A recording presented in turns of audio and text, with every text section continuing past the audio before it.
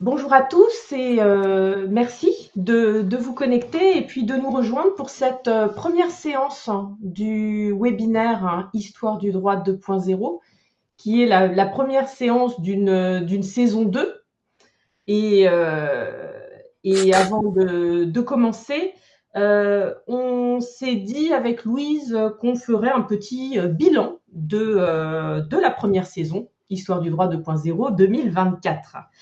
Alors l'idée, c'est simplement de vérifier que ce qu'on fait a trouvé quand même un public et que personne ne perd son temps en répondant à notre appel. Alors, d'après les chiffres relevés par Louise, qui avait fait ce petit bilan à la fin du webinaire l'année dernière, on a 77 personnes qui se sont connectées et donc qui ont suivi les 6 séances de notre webinaire. Et puis, on a délivré une dizaine d'attestations de présence à des doctorants qui avaient besoin de, de cette attestation pour justifier de leur participation auprès de l'école doctorale. Et on a 5 de nos 6 séances qui sont en ligne sur la chaîne YouTube. Alors, je vais vous remettre le lien dans le fil de discussion. Voilà, et en allant voir sur cette chaîne ce matin, eh bien, figurez-vous que j'ai découvert que nous avions 16 abonnés, et personne ne rigole, 16 abonnés, et 309 vues. Alors, je ne sais pas vraiment ce que ça vaut, puisque ça se trouve, on a des petits robots qui se connectent un quart de seconde à nos vidéos. Mais bon, 309 vues, et surtout, une adorable petite flèche qui m'indiquait ce matin une audience en hausse. Donc, voilà, tous les signaux sont au vert. On a eu des connexions de toute la France, donc ce qui veut dire que notre premier objectif avec Louis, c'était vraiment de prévoir un moment de rencontre entre des historiens du droit de tous les labos de France. Et de ce point de vue-là, on a créé quand même quelques contacts avec des chercheurs. Donc, on a relevé Toulouse, Strasbourg, Rennes, Clermont-Ferrand, Montpellier, et puis les facs parisiennes, Nanterre, Saclay, Sorbonne, Assas, Versailles. Et puis, grâce à Nicolas Simon, on a eu quelques connexions avec la Belgique. Donc, au vu de ces statistiques complètement ébouriffantes, nous avons décidé avec Louise de reconduire l'expérience et d'organiser donc le webinaire en 2025. Évidemment, plus sérieusement, notre second objectif, c'était en fait, de servir de relais entre des équipes qui ont porté des projets en histoire du droit et puis les chercheurs qui pourraient profiter des sources qui étaient mises à disposition.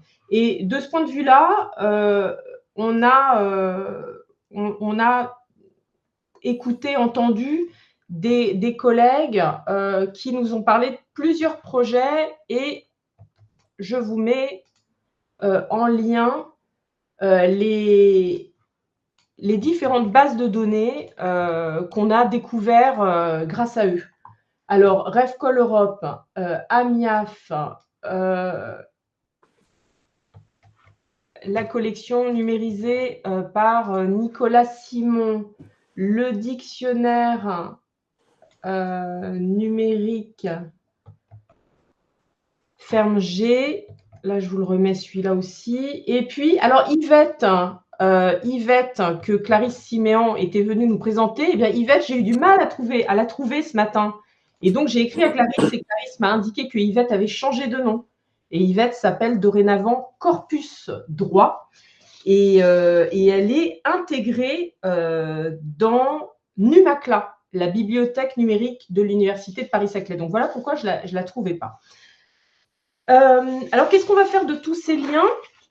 Juste pour vous tenir au courant, j'ai demandé à notre collègue Anthony Merget si le site de l'Association des historiens des facultés de droit pouvait ouvrir une page ou un onglet, je ne sais pas, qui permettrait de centraliser ces liens et d'offrir aux historiens du droit un point d'accès unique.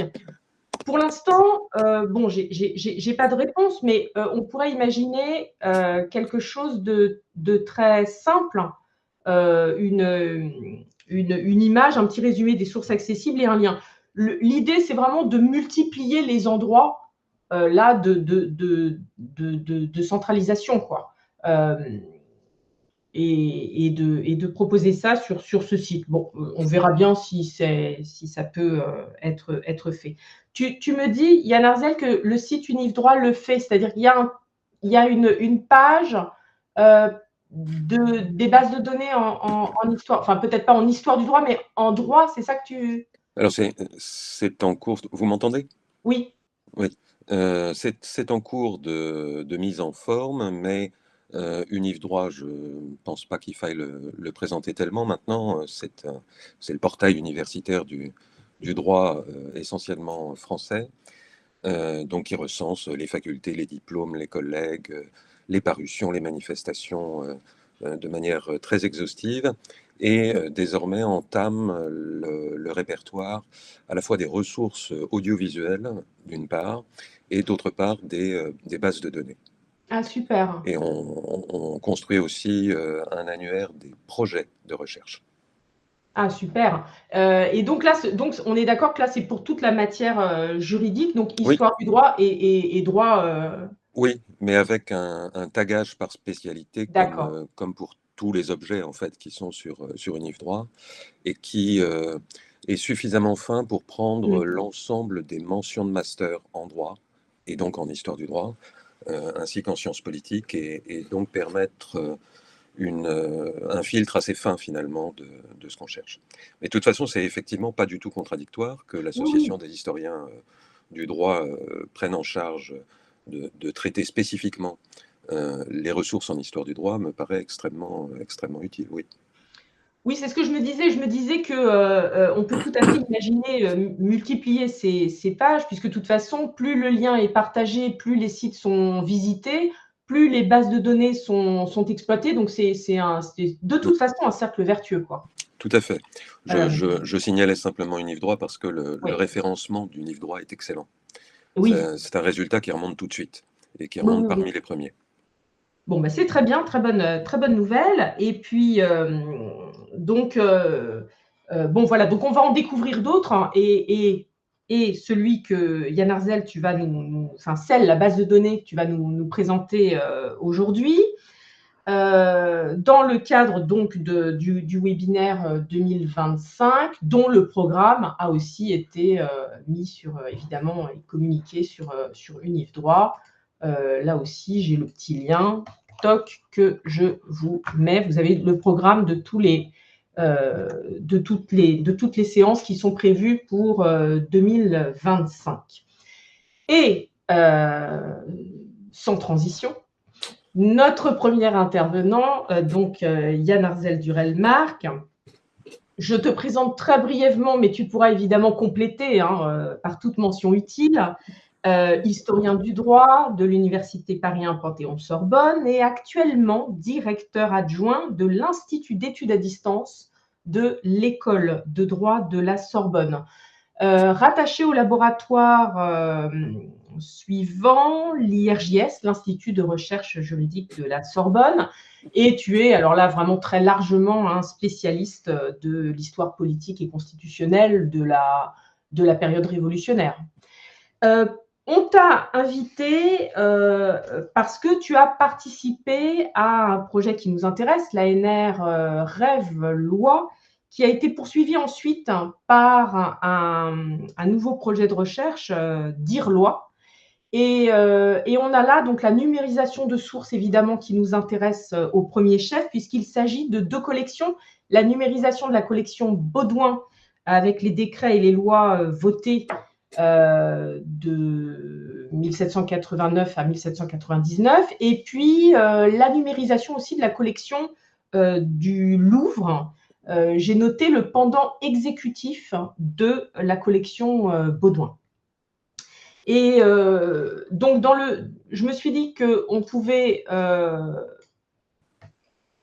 mettre dans le fil, mais peut-être que tu pourras nous donner une autre référence, mais le numéro que j'ai trouvé sur les sources matérielles de la loi sous la Révolution, le numéro de Clio et Thémis, qui ne porte pas là sur la numérisation, d'après ce que j'ai vu, mais vraiment sur les deux collections. Hein. Donc pour ceux qui s'intéressent à ces deux collections, on a un numéro quand même assez complet.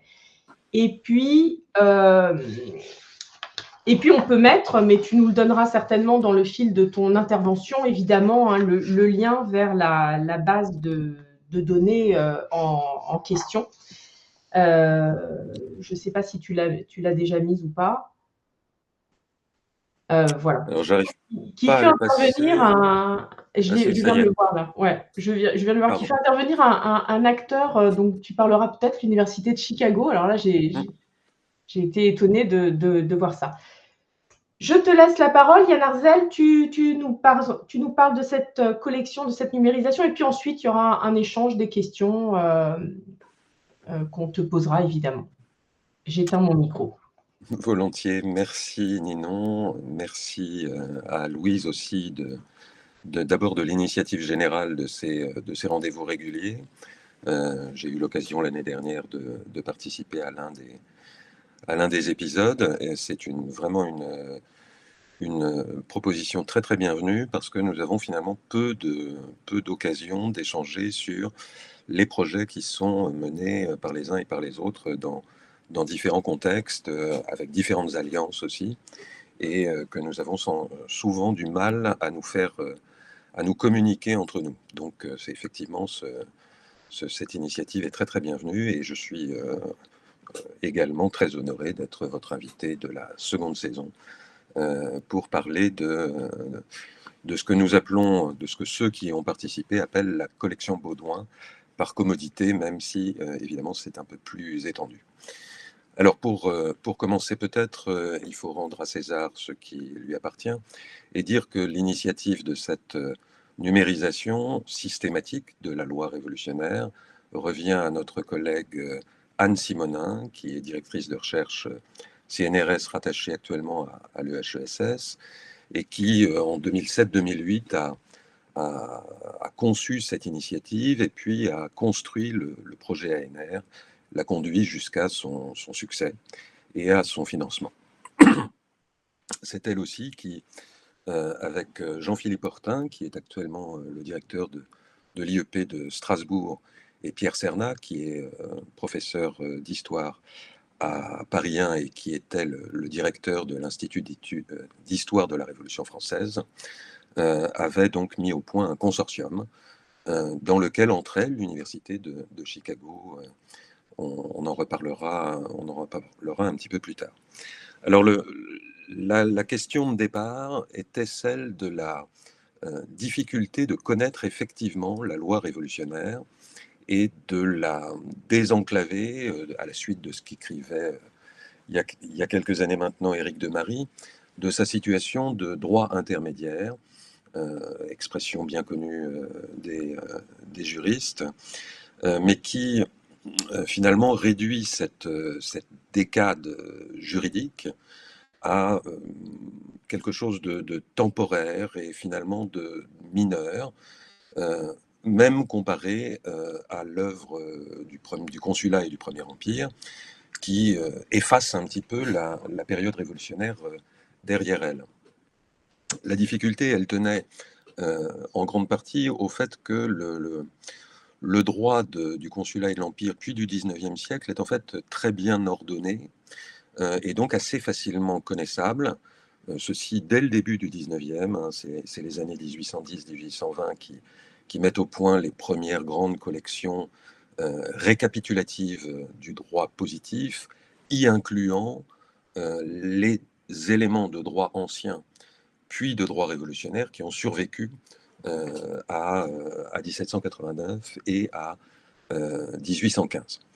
Et à partir de ces collections, hein, c'est les collections du Verger, Rondeau, etc., on avait un aperçu euh, de ce droit antérieur et persistant, ou du droit important qui avait été abrogé, la loi des suspects, des choses comme ça, euh, qui étaient donc visibles depuis le 19e, mais qui n'étaient pas l'objet de ces collections, lesquelles se concentraient sur le droit positif. Et ce droit positif, à partir de 1804, il reste relativement permanent, avec des ajouts, mais les textes se survivent, et donc ils sont assez faciles à retrouver. Mais la difficulté était de restituer ce que fait la Révolution au droit. Or, chacun d'entre vous, pour avoir un peu étudié la question, sait que c'est absolument majeur, puisque la Révolution est une révolution à la fois du droit et des juristes. Donc ces banalités étant rappelées, mais il fallait les rappeler, hein, parce que précisément le qualificatif d'intermédiaire secondarise l'apport révolutionnaire. La difficulté était que les collections, enfin le droit de la Révolution n'était pas ordonné en catalogue qui permettait d'y accéder facilement. Il était ensuite déposé dans un certain nombre de collections, dont les plus connus sont, alors je signale que nous avons intégré la seconde, tu as signalé la collection du Louvre, mais le projet intègre aussi le bulletin des lois, ce qui était donc un droit connu sous ces deux collections principalement. Je décris rapidement ce qu'elles sont. La collection du Louvre, c'est la loi telle que l'exécutif prend en charge de la produire et de la publier.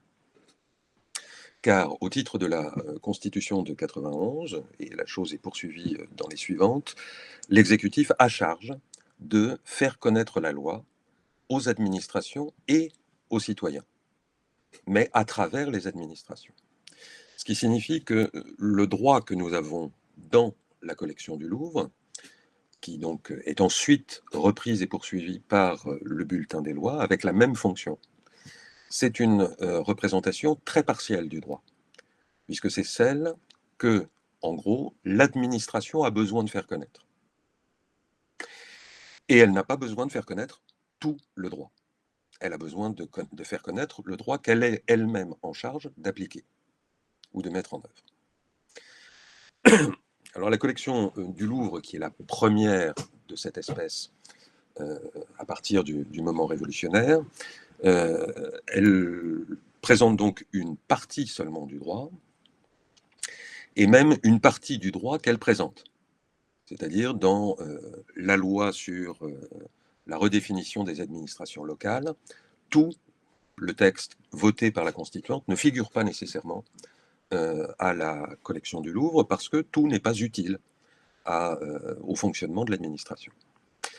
Cette collection du Louvre, par ailleurs, elle est relativement rare. Il en existe assez peu d'exemplaires.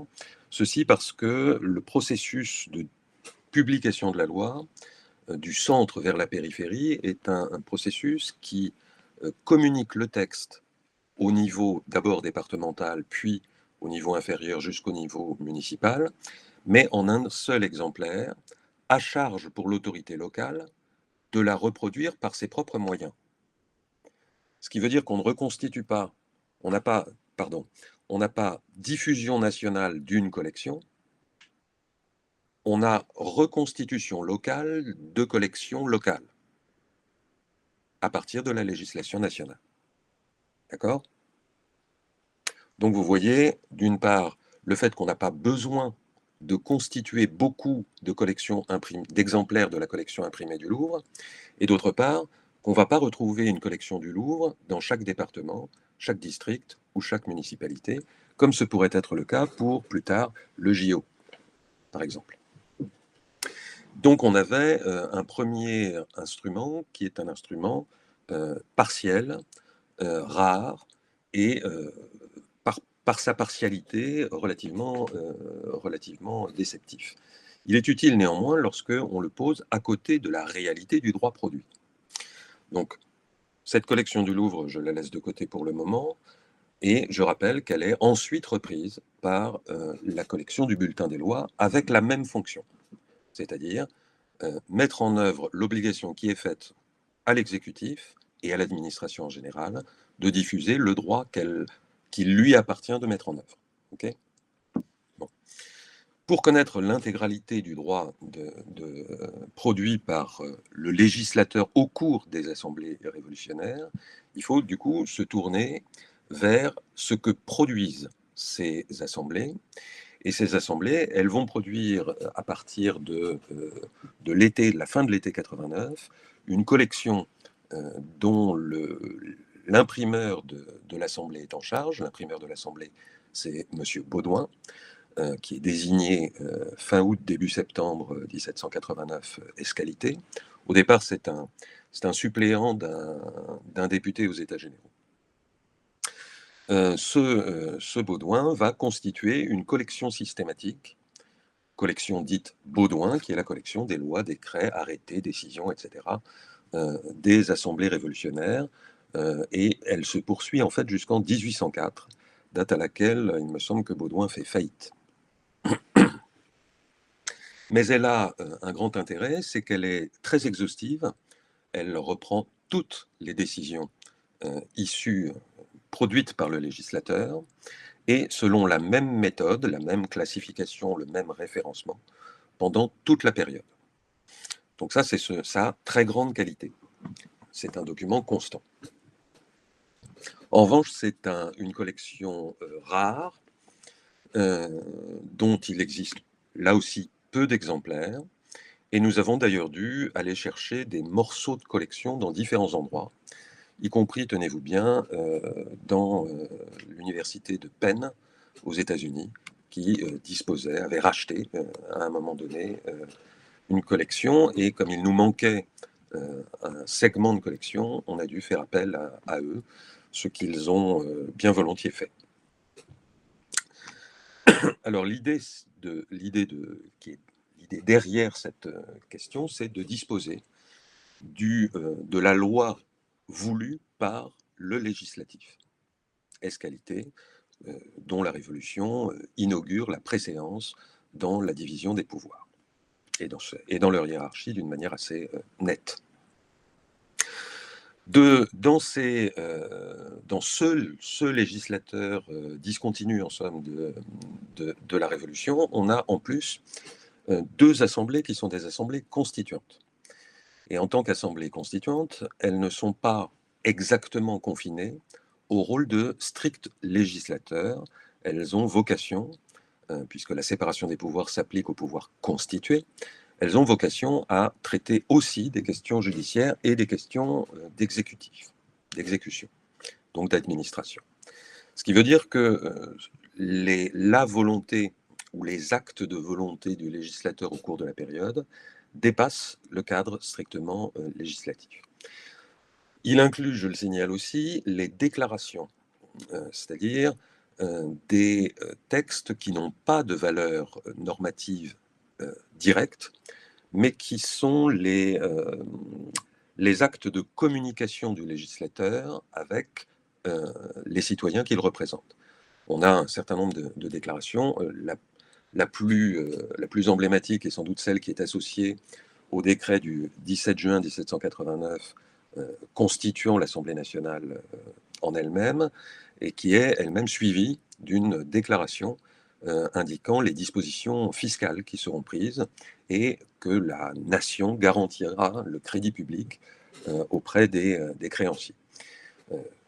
Vous avez par ailleurs une douzaine de déclarations au cours de la Constituante qui sont en somme des explications de textes politiques et qui communiquent sur la manière et l'esprit de la mise en œuvre de telle ou telle réforme municipale, réforme de la garde nationale, réforme fiscale, réforme de la constitution civile du clergé, par exemple. Et qui sont des éléments à la fois assez importants et assez rares, puisque la constituante s'est, dès son début, dès sa naissance, privée de la pratique du préambule, qui était celle de l'Ancien Régime et qui avait vocation à être le recueil de l'esprit du texte à appliquer. Alors évidemment, elle le fait dans une perspective où elle imagine écrire un droit limpide, parfaitement compréhensible par tout le monde immédiatement, ce dont nous savons que ce n'est pas le cas, et que ça n'est au fond jamais le cas. Mais elle est de temps en temps rattrapée, et ces actes d'explication de texte sont des actes en fait très importants dans la compréhension de l'intention du législateur, de son niveau de prise en compte du réel et de l'évolution immédiate de la situation politique, et aussi du type de message qui est susceptible d'être reçu de la part du législateur par le peuple. Pour clore ce chapitre, si l'on prend simplement la Constitution, qui est évidemment mon jardin, mon terrain de jeu préféré, mais on en retrouvera des exemples également dans le cadre beaucoup de la Convention. En réalité, la moitié des décisions prises par la Constituante ne sont pas législatives. Elles sont individuelles ou locales. Très typiquement, l'arbitrage des frontières départementales, districales et municipales, par exemple, c'est pas exactement la tâche première du législateur. On comprend comment ça poursuit le principe du découpage départemental, mais les arbitrages de conflits entre communes sur le niveau de la frontière, ça c'est quand même plutôt de la responsabilité d'un niveau inférieur. Par ailleurs, comme les institutions d'Ancien Régime se sont en gros arrêtées de fonctionner au commencement de l'automne 89, en réalité, la Constituante est devenue le point de convergence des réclamations et des propositions. Alors, je ne vais pas reprendre ma thèse sur les distinctions entre les deux, c'est pas la même chose, mais ça veut dire qu'elle se retrouve chargée bien au-delà de la fonction qui était la sienne au départ, c'est-à-dire écrire une constitution, et qu'elle va devoir se substituer et aux administrations et aux juridictions, qui n'étaient pas nécessairement distinctes auparavant, mais qui ont cessé en réalité de fonctionner. Et donc vous avez une quantité considérable, ce sont des milliers de décisions, qui sont des décisions en fait tout aussi intéressantes que la législation elle-même, parce qu'elle confronte le législateur qui a émis ces principes dans des lois générales à des circonstances particulières dans lesquelles il ne prend pas nécessairement des décisions conformes à celles qui découlent de l'esprit de son texte. Et donc ce jeu, qui est d'ailleurs très insuffisamment étudié dans l'histoire de la Révolution, et qui donnerait sans doute lieu à des projets de recherche ou à des thèses intéressantes, même à des mémoires sur des sujets précis, reste aussi un peu dans l'ombre de cette histoire de la Révolution. Schématiquement, à la fin de l'opération, quand on a numérisé la totalité de la législation, en fait, on passe d'une histoire de la Révolution française faite peut-être sur 3500 textes à 40 000 textes. Donc on n'est plus du tout à la même échelle, et on est d'une certaine manière obligé de revoir ce que l'on attribuait de logique aux textes emblématiques lorsqu'ils sont confrontés à la masse des textes qu'on n'a pas considérés comme emblématiques, mais qui viennent soit confirmer, soit infirmer la lecture que l'on fait de tel ou tel texte emblématique, justement. Donc c'est en gros de cela qu'il s'agissait. Il s'agissait de restituer à l'histoire de la Révolution et à l'histoire du droit en général la complétude du corpus effectif de la Révolution.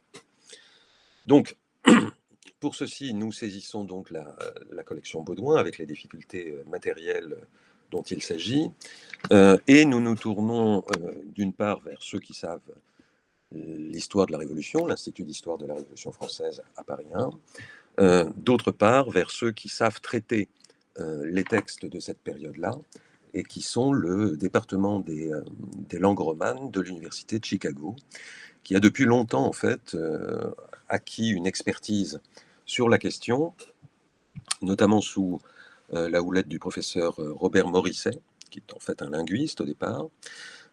Et en fait, pour comprendre la chose, il faut savoir que le département de Chicago participe depuis très très longtemps à un très très vieux projet qui était conduit par l'école normale de Saint-Cloud à l'époque, et qui était un projet de base de données de textes du XVIIIe siècle, qui ont donné lieu notamment au dictionnaire des usages sociopolitiques du français.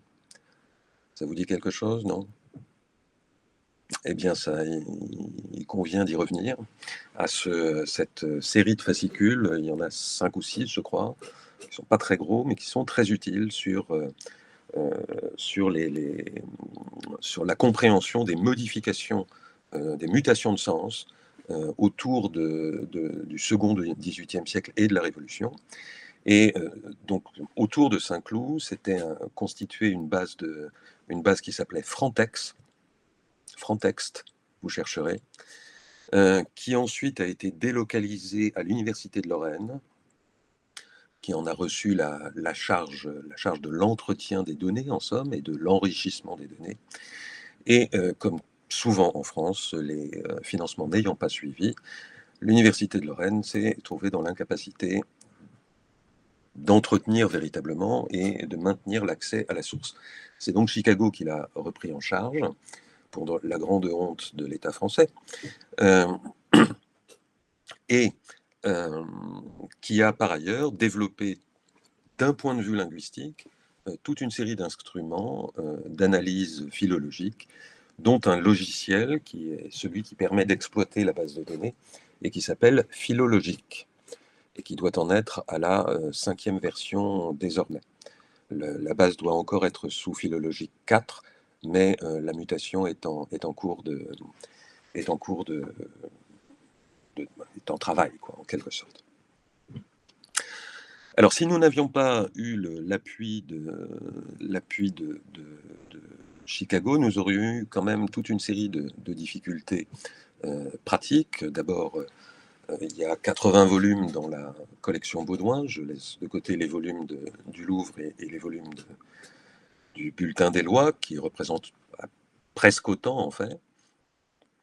Et il faut y accéder, il faut quelquefois les dépecer pour pouvoir numériser correctement, pour pouvoir photographier le texte. C'est notamment vrai pour la période de la Convention, parce que, comme vous le savez peut-être, sous la Convention, d'abord on a un changement de la production du papier. On abandonne le papier chiffon, on est en train de passer au papier bois, en fait. Et on a une pénurie de papier général qui est très considérable, ce qui fait que, par exemple, les volumes de cette période-là n'ont pratiquement plus de marge.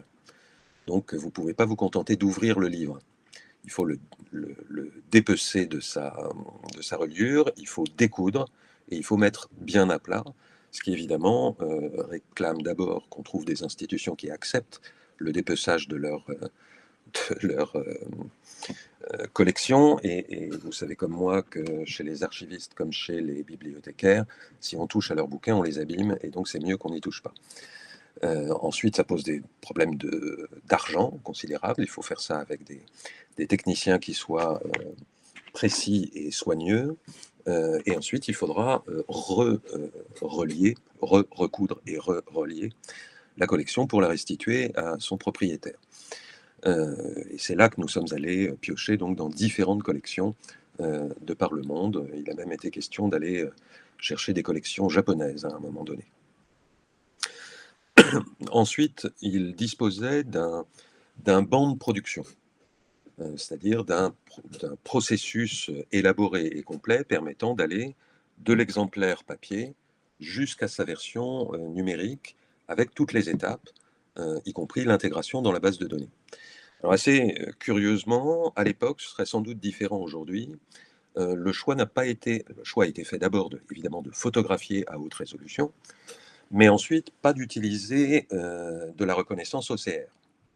Pourquoi? Parce que le taux d'échec était trop important sur des typographies qui ne sont pas les typographies sur lesquelles l'OCR a été entraîné, et qui donc produisent plus d'erreurs, et qu'enfin, la qualité du papier au départ, puis le vieillissement du papier, produit des taches, des colorations, des décolorations, parce que le rythme de production des volumes de la collection dans son propre contexte sursollicite les imprimeries, donc on a des jeux de caractères qui peuvent être usés, et on voit telle lettre, tel T auquel il manque le haut de la barre verticale se reproduire régulièrement dans certains volumes ou dans certains fascicules. Et donc, on se retrouvait avec un T qui devenait trop systématiquement un R, par exemple, pour prendre un cas tout à fait typique, et qui supposait ensuite un niveau de recorrection problématique. On a donc décidé de faire dactylographier les textes par des sous-traitants indiens, hindous. D'abord parce que Chicago avait ses habitudes de travail avec ses sous-traitants. Chicago avait, dans le même temps, développé une encyclopédie de Diderot et d'Alembert et tout un travail sur les dictionnaires. Vous connaissez peut-être l'ARTFL Project. Là, bon, ben c'est sous cette RTFL Project que se loge en fait la collection Baudouin, en recourant à la fois à ce qu'ils avaient fait et à leurs acquis d'expérience et à leur expertise technologique. Pourquoi les hindous donc? Parce que d'une part, il y a cette sous-traitance ancienne de Chicago, et probablement aussi parce que ça n'est pas l'alphabet de la population hindoue, et que par conséquent, la lecture des textes français est un vrai déchiffrage, et pas une lecture comme vous et moi la faisons, c'est-à-dire quand on a lu constit, on sait que c'est constitution, constituante, constitutionnel, et on ne va pas nécessairement jusqu'au déchiffrage des dernières lettres, puisque le contexte nous indique que bon, ben, si c'est assemblée, elle est constituante, et que si c'est acte, il est constitutionnel. On n'a pas véritablement besoin de traiter tous les caractères. Ce déchiffrage, précis caractère par caractère, conduit à un taux d'erreur inférieur à celui que l'OCR produisait à l'époque. Ensuite, bien entendu, il faut continuer d'appliquer toute une série de correctifs, mais bon, c'est à partir d'un taux plus faible d'erreurs, évidemment, c'est plus facile. Ça ne veut pas dire qu'il n'y a pas d'erreurs, il y a des erreurs. Il y a en particulier des noms propres sur lesquels les lecteurs et les transcripteurs ont commis des erreurs, comme il est tout à fait naturel. Je ne pense pas évidemment qu'ils sont allés rechercher et vérifier le nom de tel ou tel lieu, mais l'aurait-il fait qu'ils n'auraient pas forcément eu de solution? Beaucoup de noms de lieux ont changé leur orthographe depuis, et donc ils auraient eu bien du mal à les retrouver, et c'est pas ça qu'on leur demande. Une fois donc ce travail fait, une fois les correctifs systématiques appliqués à ça, et puis l'intégration de toute une série d'éléments, comment dire, de clés à l'intérieur des textes. Hein. L'éperluette veut dire et, e-t, et donc c'est ça qu'il faut lire dans le texte. Et une fois aussi enregistré toutes les particularités orthographiques que conserve encore la fin du XVIIIe et même le début du XIXe, c'est-à-dire l'élision du D ou du T dans les syllabes en man qui finissent au pluriel, qui finissent les mots, le OI qui devrait être AI, etc. Toutes ces choses-là, les transformations des F en S, etc. Une fois ceci fait, on a un texte sur lequel enfin, un texte qui est en somme redressé automatiquement dans un premier temps, et sur lequel on peut appliquer ensuite un traitement de catégorisation qui va consister à hiérarchiser les niveaux du texte physique, donc distinguer par exemple le titre du décret du corps du décret. C'est-à-dire ce que le décret dit qu'il est et ce qui est applicable juridiquement du décret. C'est évidemment pas son titre. C'est son article 1er, son article 2, etc., etc., etc. Donc il faut dégager ça, il faut identifier d'une part aussi les index dans les volumes pour les séparer. il faut distinguer les volumes d'index, il faut distinguer les tableaux. Il y a toute une série de tableaux, notamment en matière fiscale ou en matière militaire, qu'il convient de distinguer et d'identifier en tant que tableau. Eh bien, on finit par obtenir des données qui peuvent être utilisées par le chercheur en écartant toute une série d'erreurs matérielles possibles, c'est-à-dire le fait que si vous comptez, j'ai pris quelques exemples, on les verra après, si vous comptez, moi j'ai pris évidemment pétition, parce que sinon c'est pas drôle, et puis parce qu'il y a beaucoup d'occurrences. C'est ce qui permet aussi de rendre la chose démonstrative. Arrêté pris sur la pétition de Monsieur Dupont de la ville d'Aix en Provence à propos de, vous avez le mot pétition dans le titre et vous avez le mot pétition dans la décision qui y correspond. D'accord? Ça fait un doublon. En réalité, il s'agit que d'une occurrence utile, je ne dis pas d'une occurrence véritable, mais d'une occurrence utile. D'accord? Donc, tous ces biais qui peuvent être statistiquement monstrueux, en fait, en termes d'erreurs. Si vous accumulez les titres, les tables de fin de volume, les index, les volumes d'index, vous voyez qu'on peut aller jusqu'à 4 fois plus d'occurrences qu'il n'y a effectivement de cas utiles dans le corps de la base de données. Donc ceci étant fait, on a ensuite opéré une seconde vérification, volume par volume, et donc page par page, de redressement des erreurs qui incluait alors toutes les fautes de transcription non redressées automatiquement, toute une série d'erreurs compréhensibles par les transcripteurs qui ne pouvaient pas être identifiées automatiquement, et enfin toutes les questions qui sont liées au nom propre et au nom de lieu, avec un système de correspondance entre le nom actuel et le nom ancien. Prenez une ville qui m'est chère, Saint-Malo, à un moment donné, ça devient port national. Et il faut aussi passer par la mise en correspondance de ça. Ensuite, vous avez toute une autre série de rapports qui doivent être établis. Par exemple, si vous cherchez la législation sur les blés, la céréale, à l'époque, ça s'écrit bled.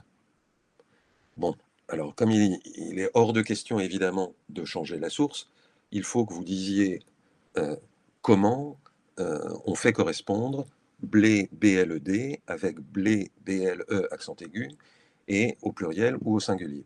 Et donc il a fallu, pour toute une série de termes de ce type-là, procéder à des empilements en somme qui permettent de faire correspondre l'usage ou la forme actuelle du mot avec son état dans la source. D'accord? En toutes choses qui, en réalité, sont bien connues par Chicago, par exemple, ou par ceux qui travaillent sur des sources un peu antérieures à 1850, puisque ce type de choses persiste jusque dans ces années-là, notamment dans les manuscrits. Mais qui réclament tout de même en fait un très gros travail, un travail très lent et très long de compilation, de repérage, puis de réponse, de solution à ça. Et donc, la chose commence effectivement en 2009. En 2013, nous avions presque fini le traitement de la première moitié de la décennie. Donc, on était en 94. On était à la chute, au-delà de la chute de Robespierre, en somme, mais pas encore tout à fait dans le directoire. Et nous avions là quelque chose de tout à fait satisfaisant, mais avec un manque, évidemment, qui était celui de la deuxième partie de cette période, de cette sous-période mal aimée de l'histoire révolutionnaire. Personne n'aime le directoire. C'est sans doute dommage, mais c'est comme ça. Avec une difficulté, c'est qu'il produit pratiquement entre un tiers et la moitié du droit. Cette fois-ci en y ajoutant du droit réglementaire, puisque c'est une des particularités du directoire que de recevoir le pouvoir réglementaire. Et enfin, il a aussi pour pour charge de mettre en œuvre l'essentiel des réformes qui ont été précédemment décidées. Et donc, amputer la révolution du directoire, ou s'arrêter là, aurait été amputer le sens même de ce que nous voulions faire, c'est-à-dire restituer le droit révolutionnaire pour ce qu'il est. Ce manque, nous avons eu du mal à le combler parce que l'ANR nous a été refusée 2 fois. On avait réussi, donc il fallait arrêter. On avait tenu nos engagements, on avait tenu nos délais, on avait tenu les exigences de qualité. Et donc on avait un objet opérationnel.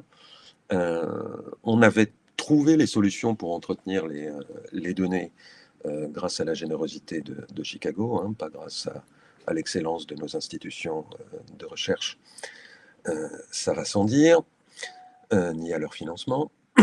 Et par 2 fois, donc, la poursuite, le complément, complètement logique, intellectuellement, à mon avis, indiscutable, nous a été refusé, jusqu'à ce que, un peu par hasard, je pose un projet auprès d'un financement de la région Île-de-France et de la mairie de Paris, et qu'on emporte 150 000 euros, c'est-à-dire le tiers du budget qui avait servi à faire le précédent, puisque c'était environ 450 000 euros de mémoire qui étaient consacrés à la première tranche. Et sur ce financement-là, nous avons réussi à compléter en ramant beaucoup.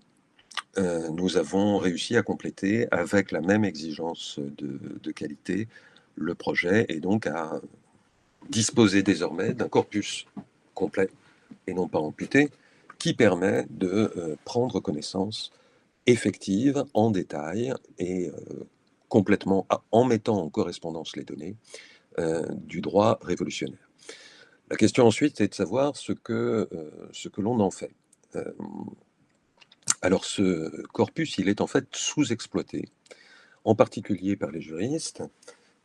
Il est sous-exploité par les juristes et par les historiens du droit qui ne s'intéressent pas au premier chef à la Révolution, ce qui se comprend très bien, j'ai pas de problème avec ça, mais il est sous-exploité par des gens qui ont quand même besoin, en principe, de mettre en relation l'institution, la législation, l'objet juridique ou la profession qu'ils étudient, ou l'institution qu'ils étudient, avec ce à quoi elle aboutit ou ce dont elle vient, selon la période que l'on tâche de couvrir.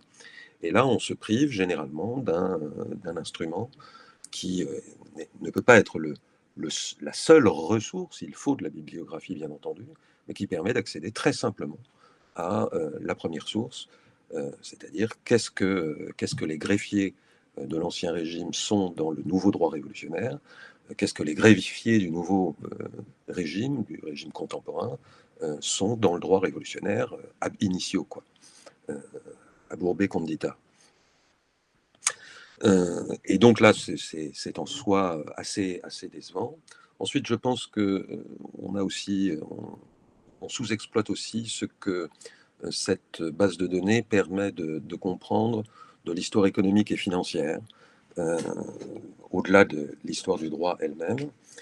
Et encore au-delà, ce que je disais tout à l'heure, on sous-estime ce que cette base de données peut nous donner à voir, même du droit que nous connaissons assez bien dans la période révolutionnaire. Ceci à l'aide notamment de ces décisions individuelles ou ces décisions locales, et à travers les textes qui passent sous le radar, parce qu'ils ne sont pas essentiels à la réforme, parce qu'un texte napoléonien est repassé dessus et donc a renouvelé la question à nouveau frais, mais qui peuvent néanmoins être très éclairants sur ce que la période fait de tel objet ou sur ce que tel objet fait au droit de la période. Voilà schématiquement, je ne sais pas si j'ai utilisé tout le temps qui m'était donné, comment vous voyez les choses. Est-ce que ça fonctionne là? Tu m'entends? Oui. Oui, mais tu proposais de nous montrer et tu avais quelques exemples, et ça, je trouve que c'est pas mal avant les questions. Et donc, je me retiens de poser Oui, ma première. On verra ça après. tout à fait. Je te remercie de m'y rappeler. Alors très rapidement, je vais vous montrer les quelques exemples et surtout comment ça se présente tout simplement, parce que à partir de là, il s'agira pour chacun de s'emparer de l'objet. Comme tous les objets de ce type-là, il y a un petit coup d'entrée, c'est-à-dire il faut s'entraîner, faut triturer, faut chercher, faut s'étonner du résultat, faut comprendre pourquoi le résultat n'est pas celui qu'on attend, etc., etc. Mais donc je commence un partage d'écran. Alors hop, voilà. Donc si vous suivez le lien, alors c'est pas celui-là que je voulais au début. Hop, hop. Bon, pas grave. On revient là. On va revenir au début. Quand vous Quand vous vous connectez, vous aboutissez en premier lieu à un écran sur lequel vous avez un cartouche dans lequel vous inscrivez votre recherche. Ici, je mets pétition. Vous voyez qu'on vous propose les différentes formes étendues du mot. Et vous trouverez, en cherchant un petit peu, les instruments qui permettent de rechercher, par exemple, tous les dérivés à partir de petit. Si vous voyez ce que je veux dire, donc ce qu'on appelle les opérateurs booléens dans la recherche. À partir de là, encore une fois, j'ai pris un exemple brut. Vous allez obtenir une liste de résultats.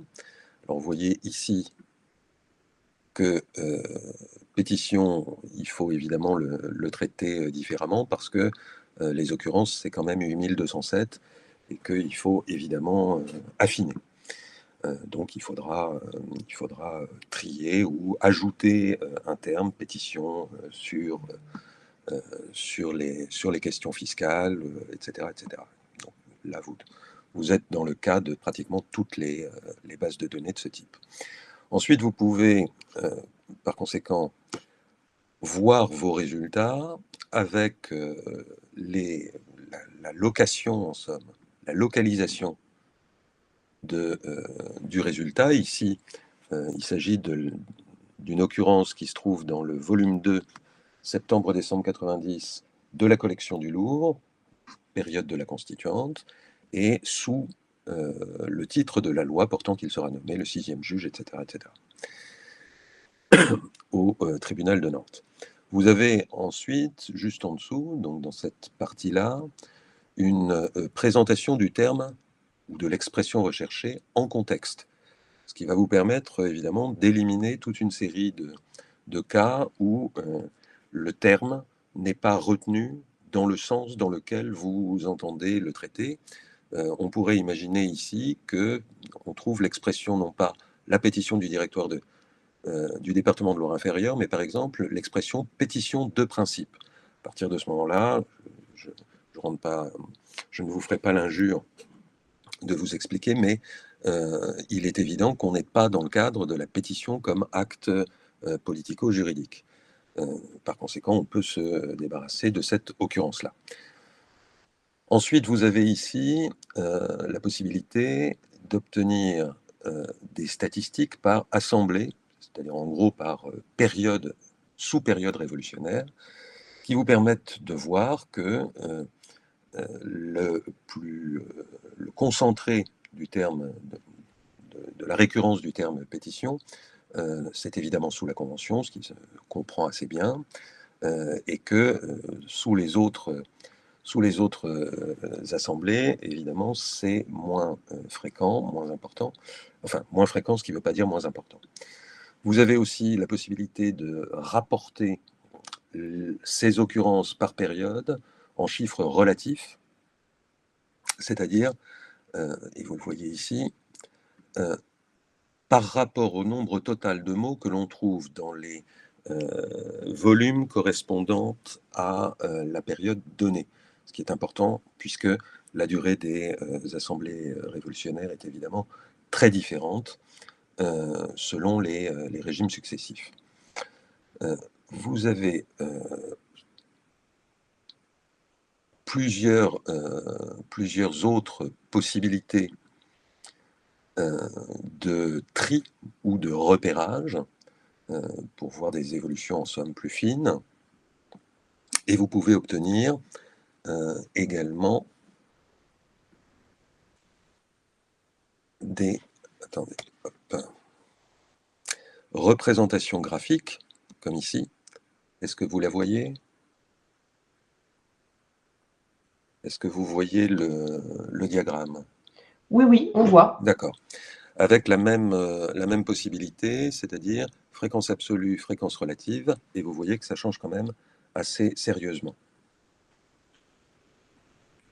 Bien. Alors, j'avais d'autres... voilà. Si vous... là, j'ai pris la première occurrence de la recherche pétition, qui est donc un rapport qui est un rapport en somme pré-révolutionnaire, dans lequel le mot pétition se trouve. Et ce que vous obtenez dans un premier temps, c'est le texte lui-même dans son intégralité. C'est-à-dire, si le terme pétition figure dans le rapport, comme ici, fait au roi dans son conseil par le ministre des Finances, vous avez tout le rapport avec l'indication des paginations intermédiaires. Vous voyez, tiens, ici, un exemple à l'écran, dans le haut de l'écran, d'un tableau introduit dans l'un de ces textes, et vous avez donc la cohérence intellectuelle du texte. Ici, donc, le terme pétition, c'est une pétition dite du tiers-état. La cohérence intellectuelle du texte est conservée. Donc, ça veut dire qu'on ne vous présente pas seulement la page ou le court passage dans lequel le mot apparaît. Ensuite, vous pouvez, vous voyez ce que je surligne ici, à partir de ce lien, vous pouvez faire retour, cette fois-ci, au texte matériel, c'est-à-dire à la photo du texte original, qui vous permet éventuellement de confirmer ce que la transcription a produit. Et vous pouvez ensuite poursuivre la cohérence intellectuelle du texte en question en feuilletant, comme je le fais là, évidemment trop rapidement pour vous, en feuilletant le volume lui-même. Alors, ensuite, vous avez une possibilité de recherche approfondie. La proposition est une proposition assez classique.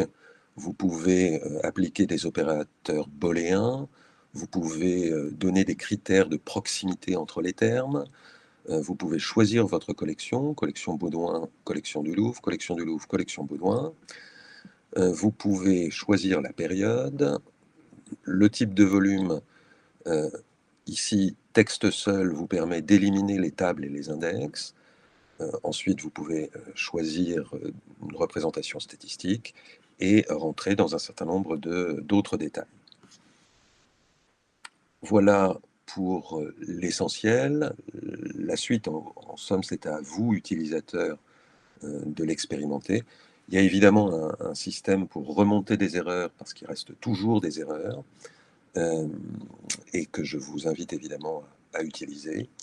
Je vais arrêter le partage et revenir.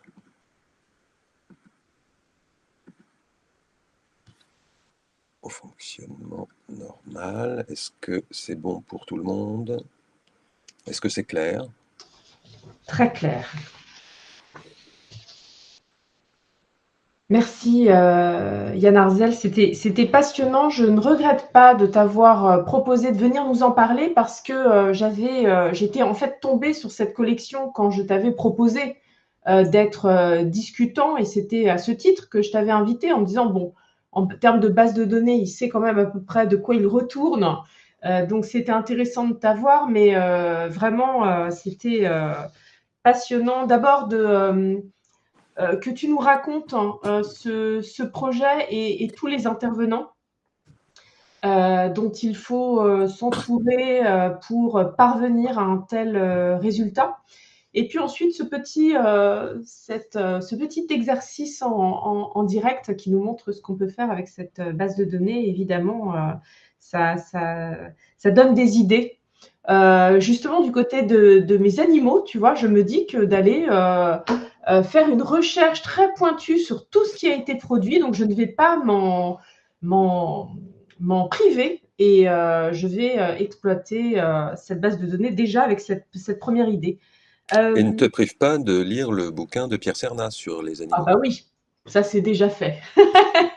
Il C'est a, déjà- il a utilisé la base de données il a également. utilisé la base de données. Euh, il y avait simplement, avant de passer la parole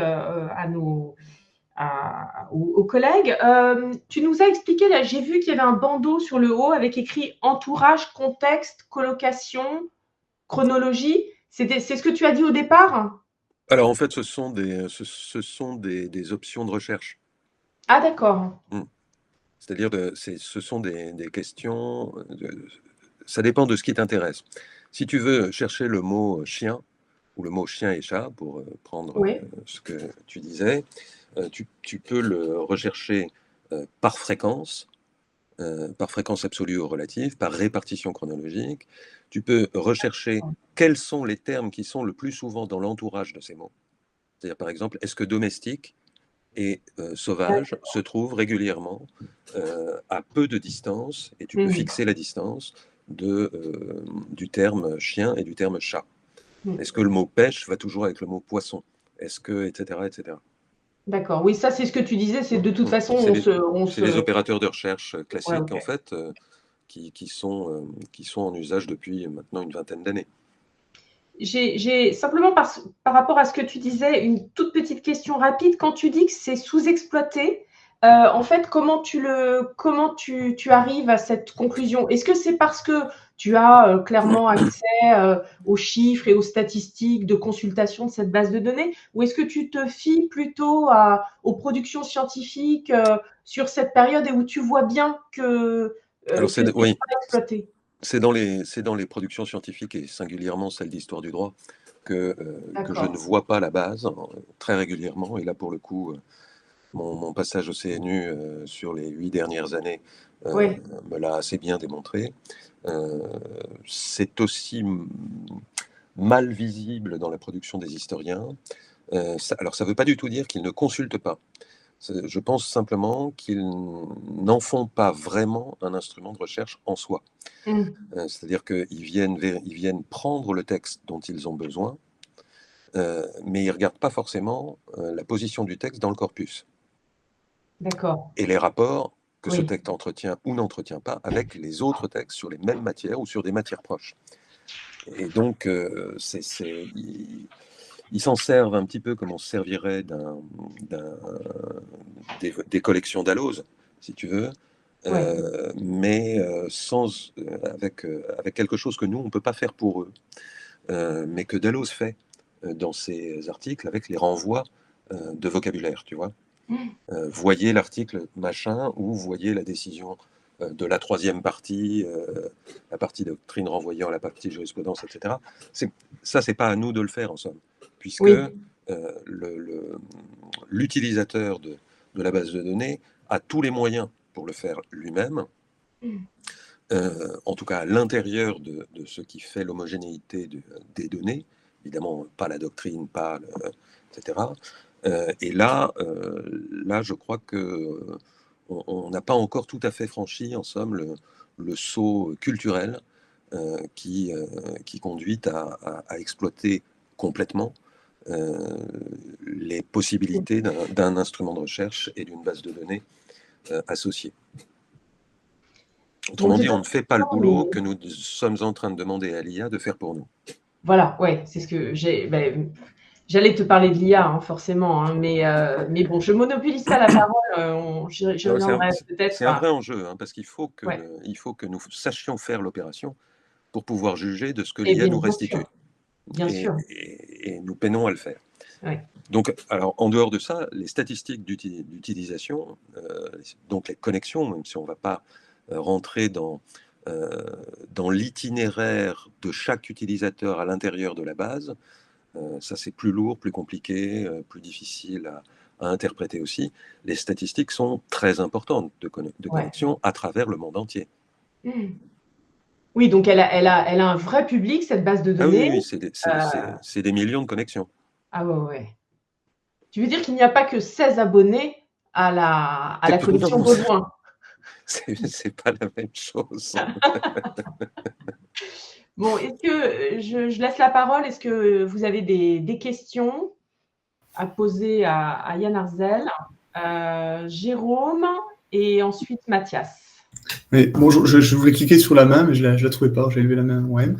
Mais merci beaucoup. J'ai trouvé ça passionnant. Je connaissais la base de données. Je l'utilisais, mais dans le biais que tu expliquais, c'est-à-dire pour aller chercher un texte dont j'ai besoin, plutôt qu'aller sur Gallica, Isambert ou même le bulletin des lois, où bon, c'est plus pratique.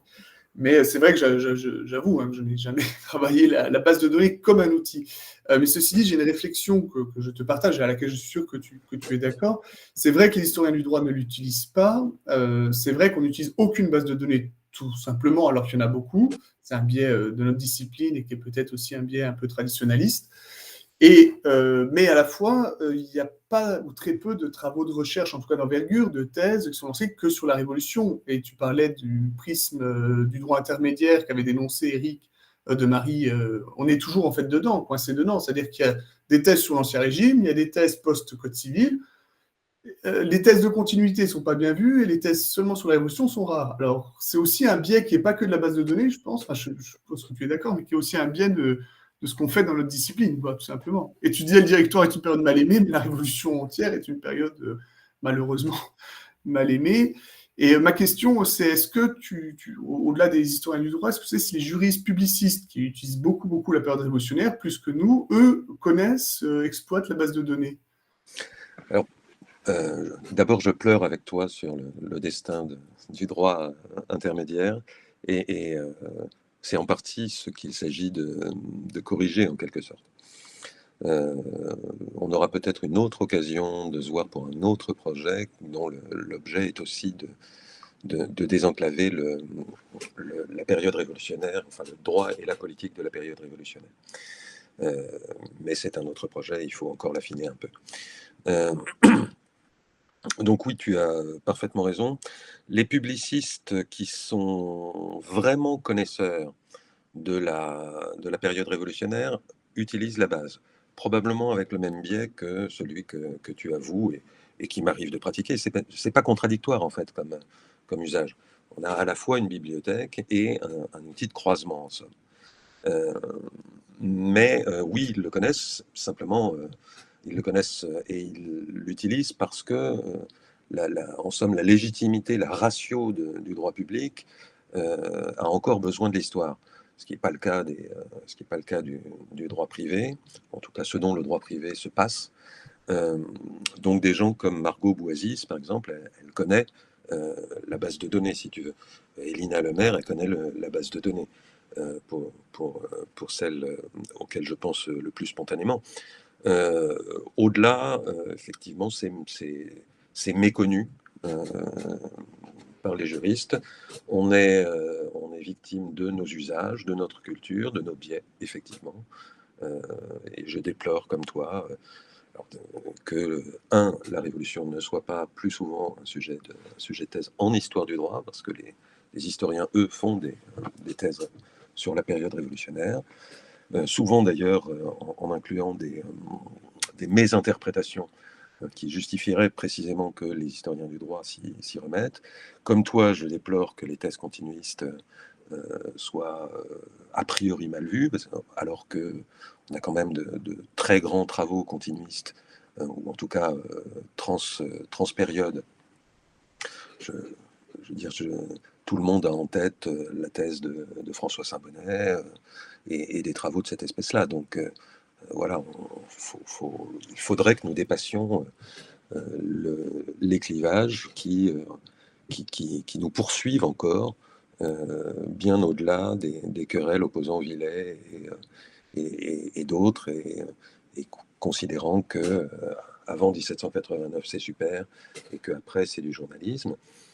Évidemment, moi, je prêche pour ma période à partir de 89, mais les années 60 du XXe siècle, c'est pas du journalisme, c'est de l'histoire du droit.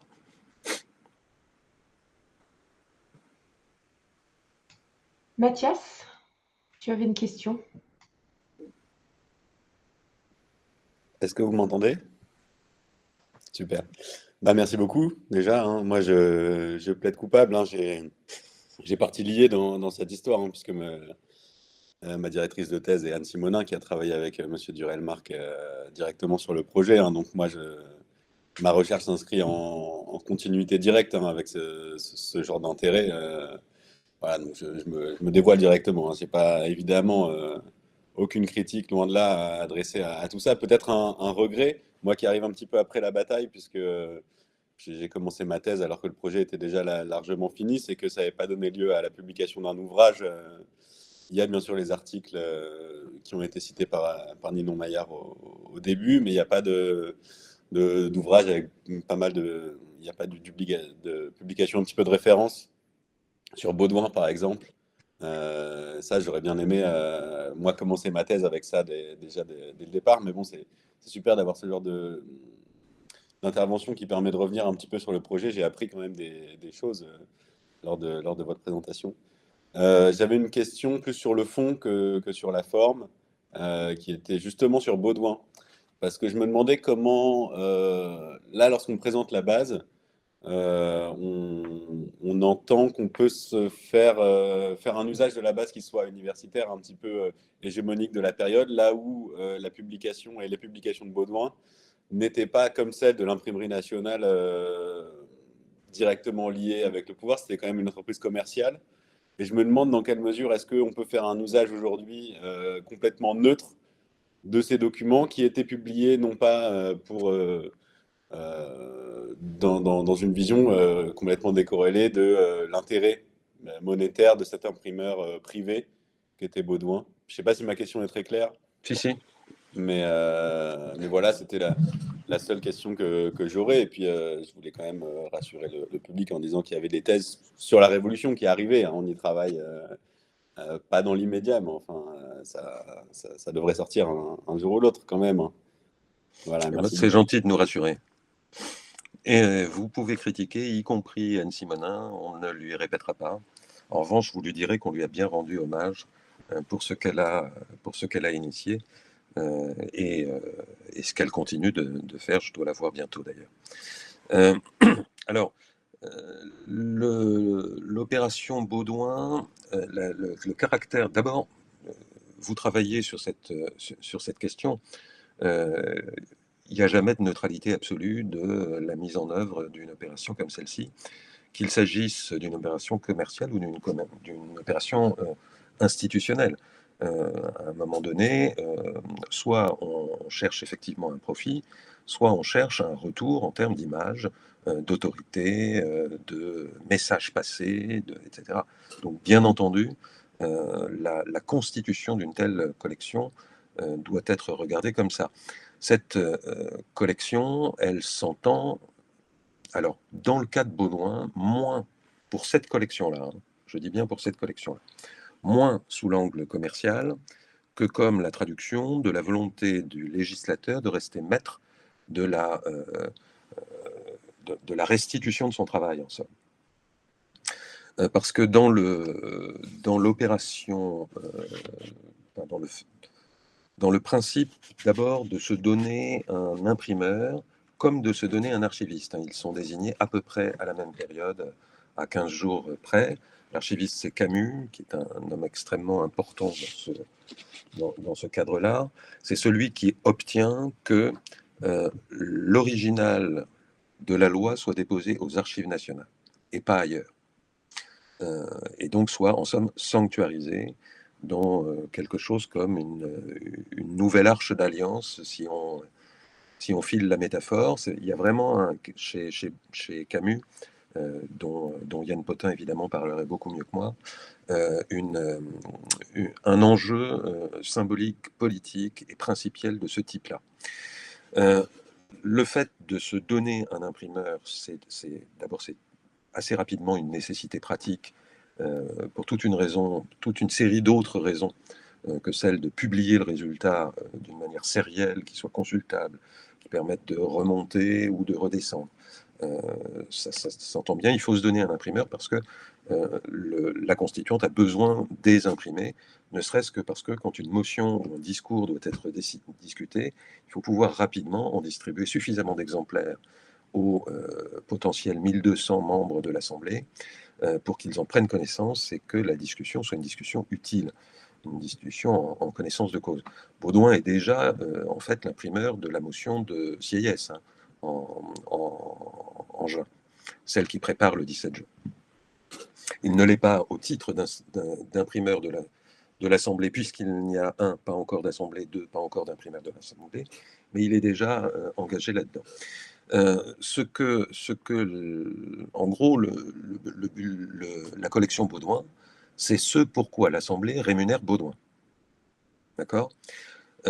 Ensuite, s'il en vend des séries et des séries, il peut devenir riche en plus, mais ça n'est pas sur cette collection-là spécifiquement qu'il mise pour améliorer sa situation économique et financière.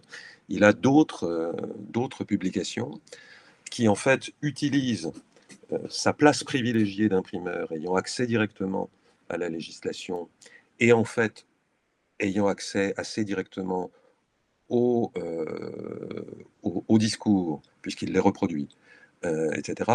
Et il va chercher, alors je n'ai pas immédiatement en tête les titres, il va chercher à développer en fait un bénéfice au-delà de la collection Baudouin. Ça ne veut pas dire qu'il n'en attend pas de la collection Baudouin, mais ce n'est pas le cœur de l'opération économique. C'est le point d'appui qui légitime ces autres et qui ont vocation à rendre efficaces ces autres initiatives comme plus commerciales, qui sont des initiatives de type, de type moniteur universel. Hein.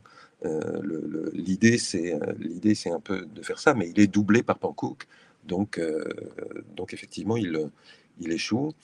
Il y a d'autres tentatives en dehors de Baudouin. Hein. Il y a Anctil du Perron, par exemple, qui, au titre de l'imprimerie royale devenue nationale, essaie de développer des choses comme ça, de garder aussi une sorte de monopole ou de privilège sur l'accès et sur la diffusion du texte au plus près de l'authentique. En fait, comme il y a en réalité l'ouverture d'un marché et un énorme appel, un énorme désir d'information dans ces périodes-là, vous avez toute une série d'entrepreneurs qui tâchent de faire leur place à l'intérieur de cet espace-là. Donc oui, il y a, comme vous le dites, il faut tenir compte des conditions de production, des intentions, dès lors qu'elles peuvent être connues, des formes, des tarifs, des réseaux de diffusion, c'est-à-dire de l'efficacité de la diffusion. Mais disons que la collection Baudouin n'est pas celle qui pose le plus de problèmes de ce point de vue-là. Elle est de manière assez transparente la manifestation d'une volonté de maîtrise du législateur de ce qu'il fait, avec prise de conscience du fait que c'est lui le pouvoir éminent. Mais vous nous direz à quelle conclusion vous arrivez vous-même sur ces questions-là et sur cette période-là. Je n'en suis pas encore en conclusion de mon côté, mais enfin, c'est vrai que c'est infiniment plus neutre que moi pour la collection de Portier de l'Oise, par exemple, qui est partie liée avec son existence personnelle, en fait. C'est pas du tout Oui. les mêmes enjeux commerciaux ou de lien direct avec une institution. Là, c'est sûr que c'est comparable en termes de chiffres et de quantité de documents, mais pour ce qui est de l'origine de la collection, on est sur deux dynamiques complètement différentes, c'est sûr. Merci Mathias, merci Yann Arzel. Est-ce qu'il y a d'autres questions? Je ne sais pas si je peux voir, moi. Oui, Louise, on t'écoute. Oui, merci. C'était très intéressant. Pour ceux qui ne travaillent pas du tout sur la Révolution française, ça explique des choses, ça intéresse. On n'est pas obligé. Ouf. Mais non, j'avais une question aussi sur la conception de ce projet. Il a été question de chiffres, il a été question des enjeux des étapes, etc. Et je voulais savoir, finalement, en fait, combien il y a de personnes derrière cette équipe, derrière ce projet, au niveau des chercheurs, combien de temps concret ça a mis aussi entre le début du projet et puis ces différentes étapes que vous avez mentionnées. Et Et pour finir, est-ce que pour vous, il manque encore quelque chose à cette... si on pouvait l'améliorer, qu'est-ce qu'on pourrait faire? Merci. Alors, dans l'ordre, combien de temps? Ça commence en 2009, ça prend 10 ans environ. En totalité, même si en réalité on n'a toujours pas fini, hein, l'intégration du bulletin des lois est encore à achever. Ça n'a d'une certaine manière pas vocation à finir, hein, non plus, parce que les bases doivent être entretenues, enrichies, éventuellement intégrées dans d'autres cadres de données numérisées. Mais encore une fois, ça, on en reparlera sans doute une autre fois. Combien de personnes?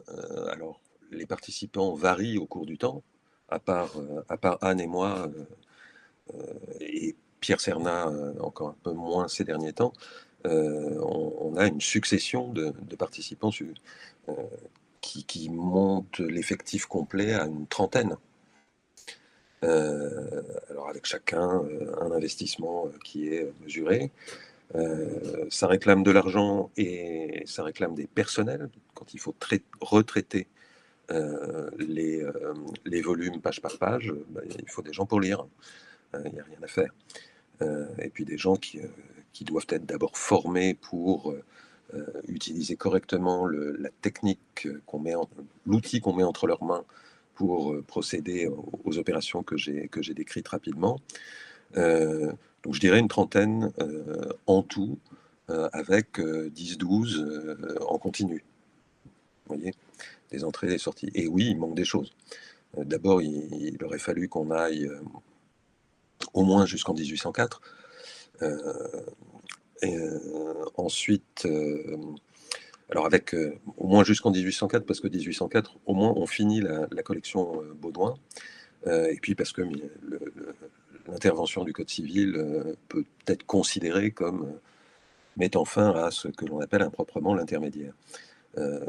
Mais en réalité, dans la suite de la deuxième tranche, j'avais construit un projet qui consistait en réalité à élargir tout cela à l'ensemble de l'Europe révolutionnée jusqu'en 1815.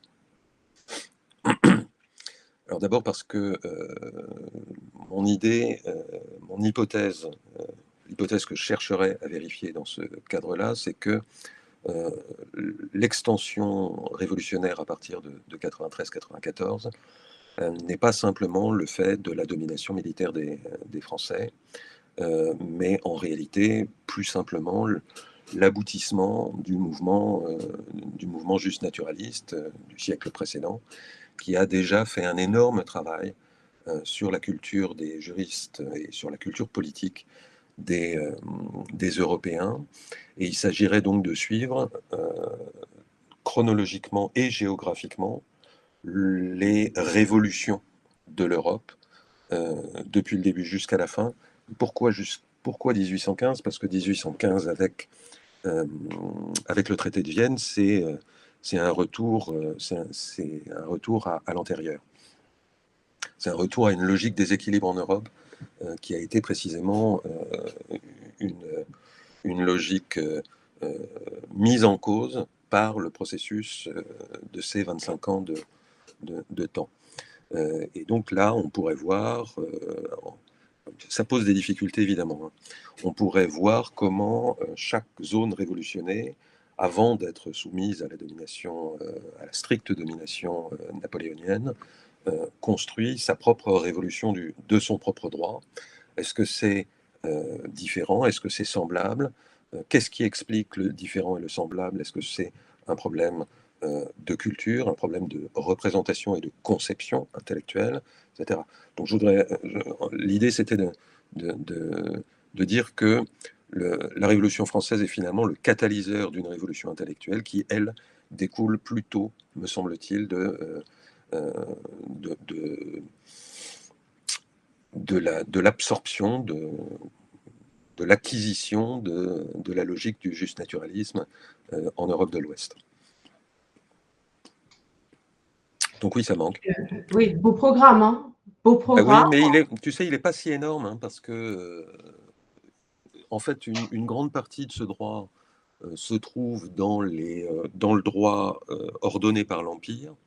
C'est-à-dire sur les 130 départements, en fait, tout ça, c'est dans le droit de l'Empire et le droit de l'Empire est ordonné, il est assez facile Oui. d'accessible. Donc la grande difficulté, c'est en fait 1795, 1803, Mm. et ça va concerner donc l'Italie, les royaumes d'Allemagne, la Hollande, la Belgique et la Pologne essentiellement. Ensuite, on peut regarder ce que font les autres puissances européennes, comme l'Autriche en particulier, hein, avec notamment la Caroline, qui a devancé en réalité l'intégration d'une partie du juste naturalisme dans le droit commun, font face à la Révolution en termes cette fois-ci concrets, c'est-à-dire pas de savoir quelle position politique ou position militaire ils prennent, mais quels droits produisent-ils pendant cette même période. Donc c'est pas, tu vois, c'est pas aussi délirant que la reconstitution du corpus de départ. Et d'ailleurs, avec les progrès techniques et justement, tu évoquais au tout début, tu nous as dit, on n'a pas eu recours à l'ossérisation. Peut-être que si c'était à commencer aujourd'hui, tu pourrais avoir de tels Oui. outils. Est-ce que là, c'est le fait qu'il y ait à la disposition des outils plus performants de ce point de vue-là, ça rend aussi le projet possible? Alors absolument, mais là pour le coup je vais anticiper un peu sur ce dont il faudra qu'on reparle une autre fois. Dans l'année qui vient de s'écouler, les IA ont fait Et des oui. bons considérables qui permettent aujourd'hui de traiter différemment l'OCRisation et le redressement des résultats de l'OCRisation. Ça, c'est le premier point. Mais sur la période dont nous parlons, il reste que les typographies, les jeux typographiques choisis posent un problème concret.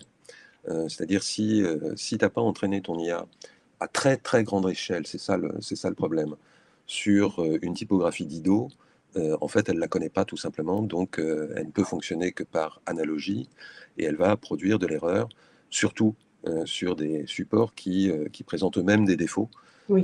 d'irrégularité, de couleur, de masse, etc., ou sur des jeux typographiques qui sont usés. Donc il y a là une question technique intermédiaire qu'il faut régler. Ensuite, sur l'image, les IA fonctionnent très bien. Elles ont été entraînées sur suffisamment d'images pour que tu puisses appliquer l'IA à l'iconographie révolutionnaire, par exemple.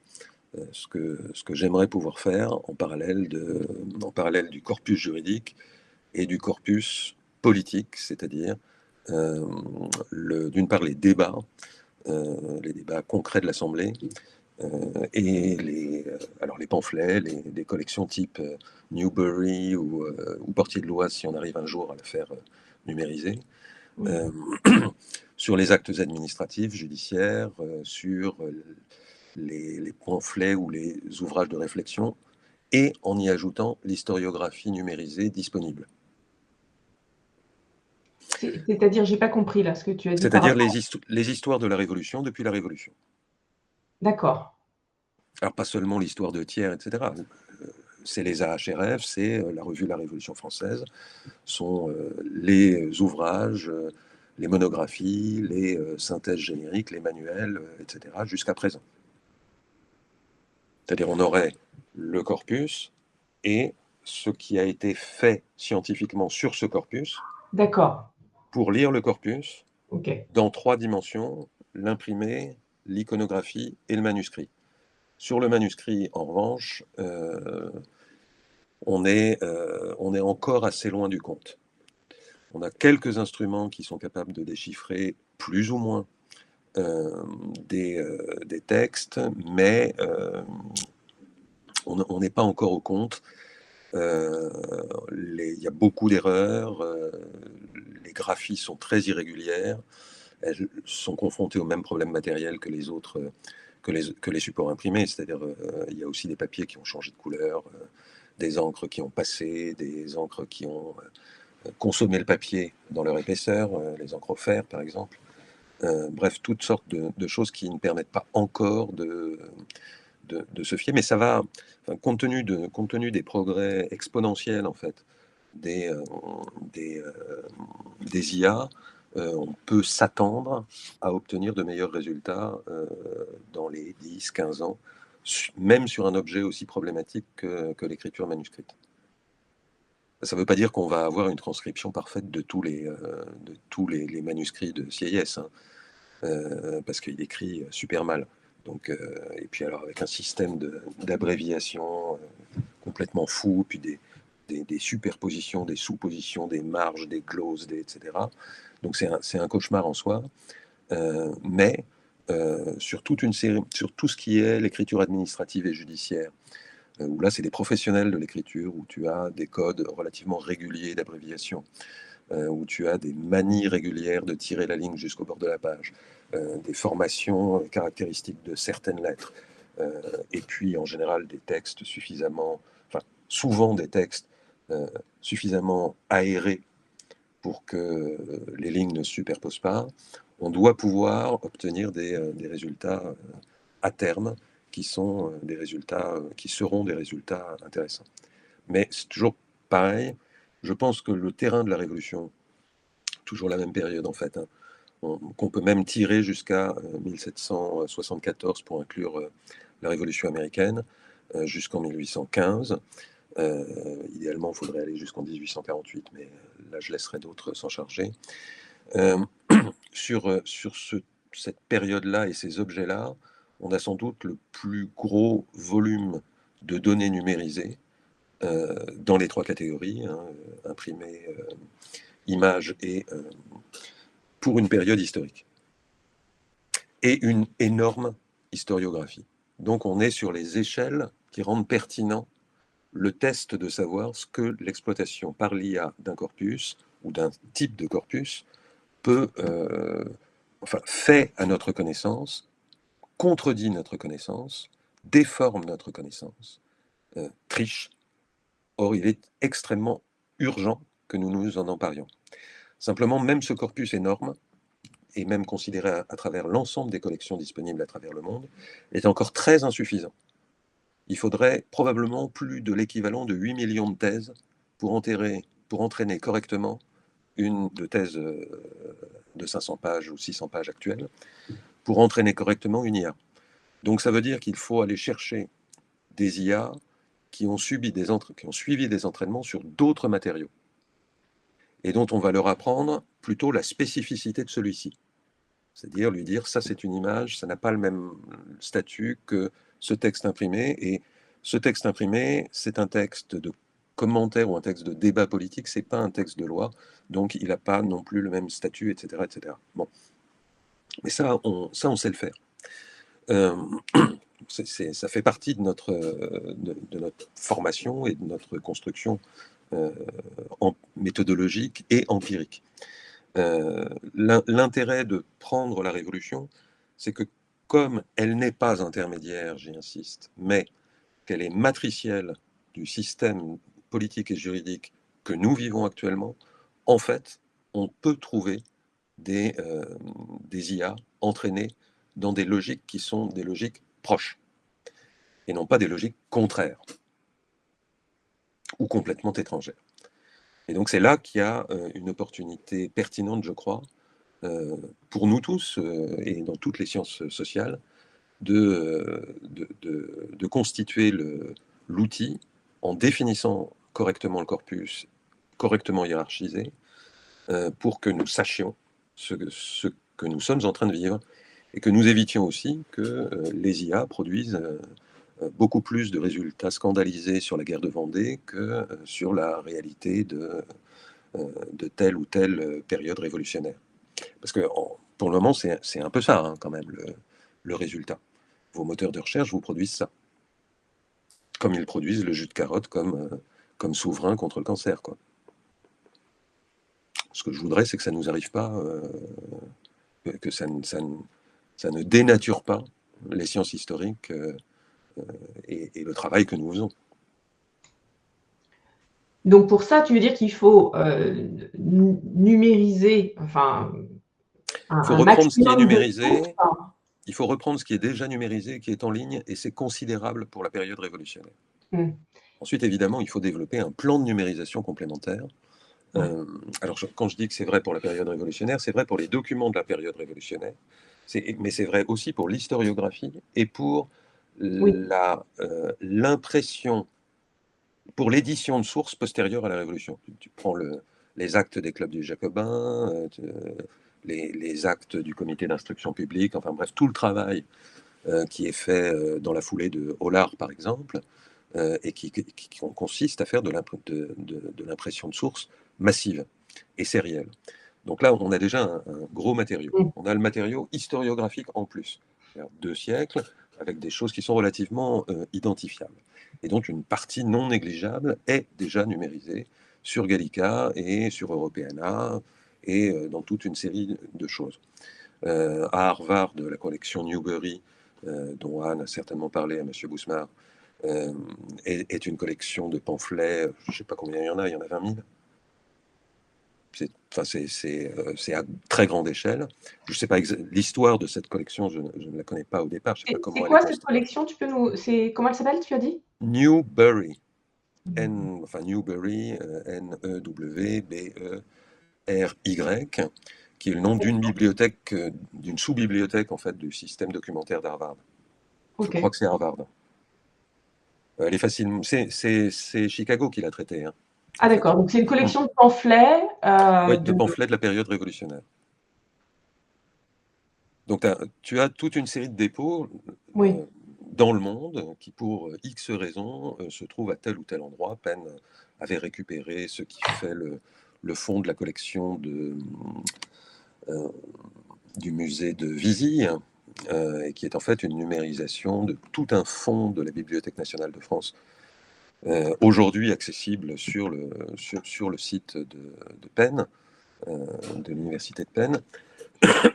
Tout ça, on n'a pas besoin de le rapatrier, on a besoin de savoir où c'est, on a besoin que les canaux restent ouverts pour que les IA aillent vérifier, aillent visiter ces documents-là, mais ça ne suffit pas à soi seul, malgré la masse considérable de documents que ça représente.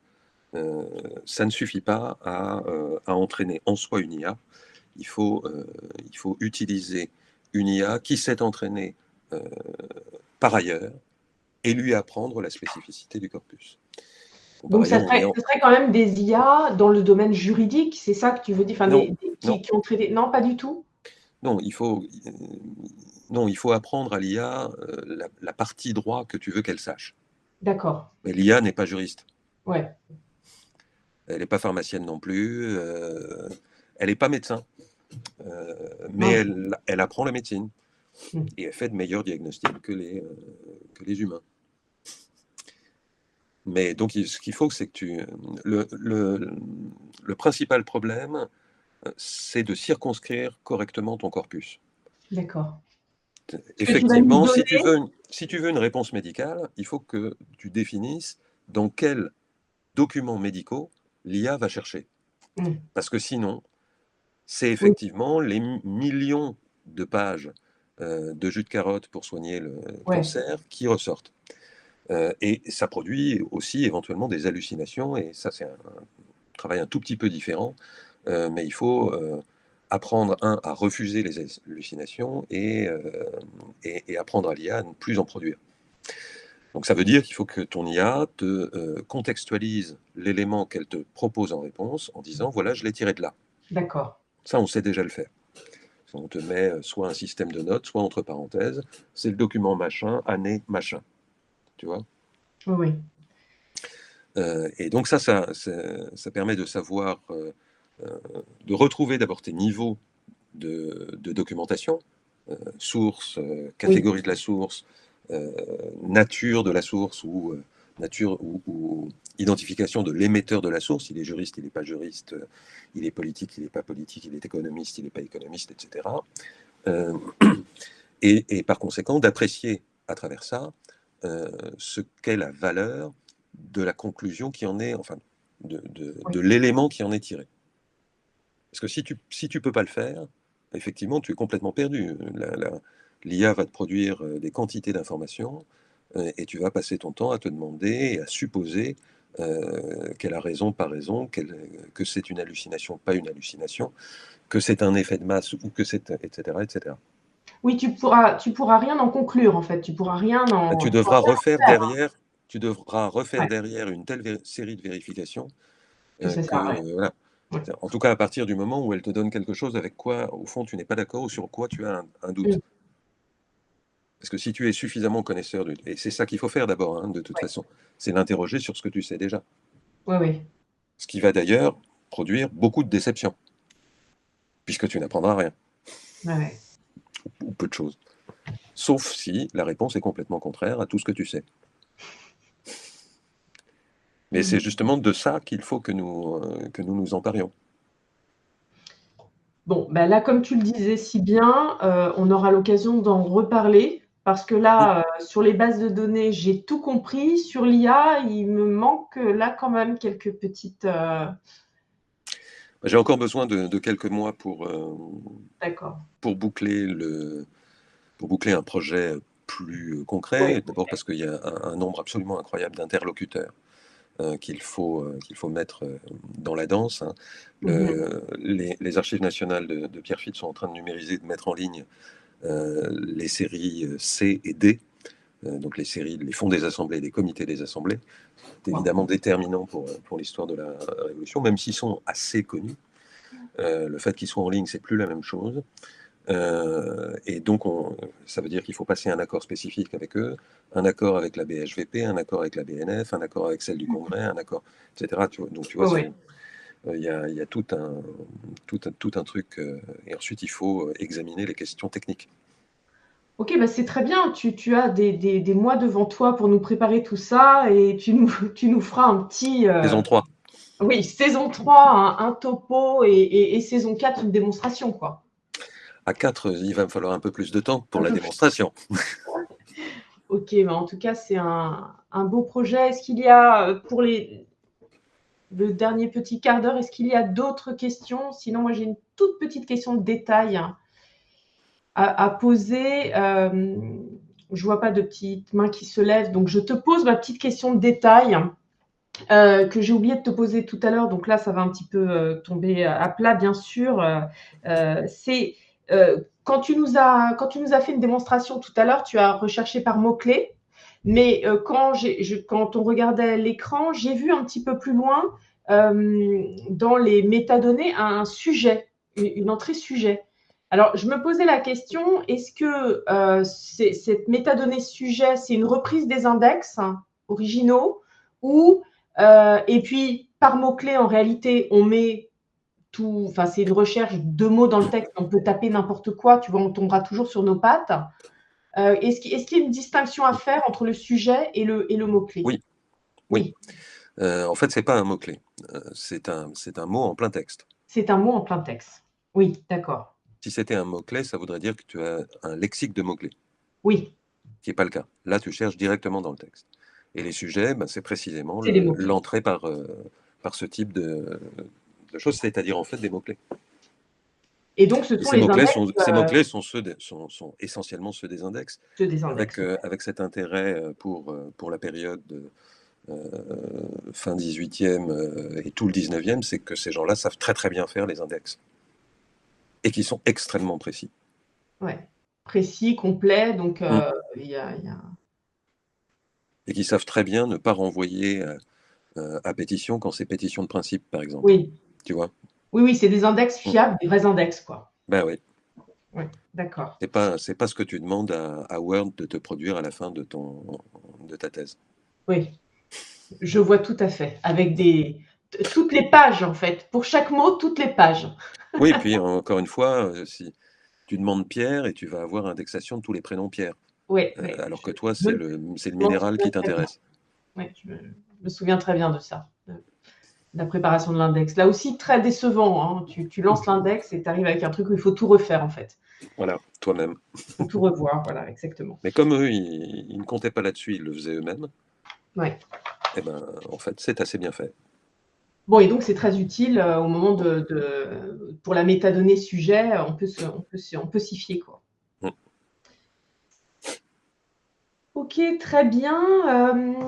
Écoutez, s'il n'y a pas d'autres questions, je remercie Yann Arzel de cette Et moi. présentation. On a appris beaucoup de choses et on a très envie d'exploiter cette base de données, vraiment. Et donc, je voulais vous indiquer notre prochaine séance. Voilà, et je retrouve ça. Ben, on en parlait tout à l'heure. En fait, on va parler des revues numériques en histoire du droit.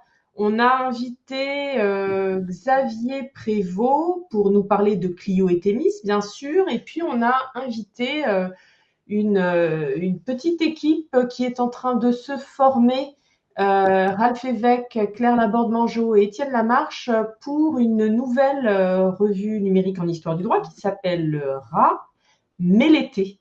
Voilà, donc il y a un projet qui est déjà, qui a déjà une histoire en fait, et puis un projet en cours de production. Donc je pense que la rencontre peut être tout à fait intéressante pour tous nos collègues et puis pour nous. Donc rendez-vous le 13 février.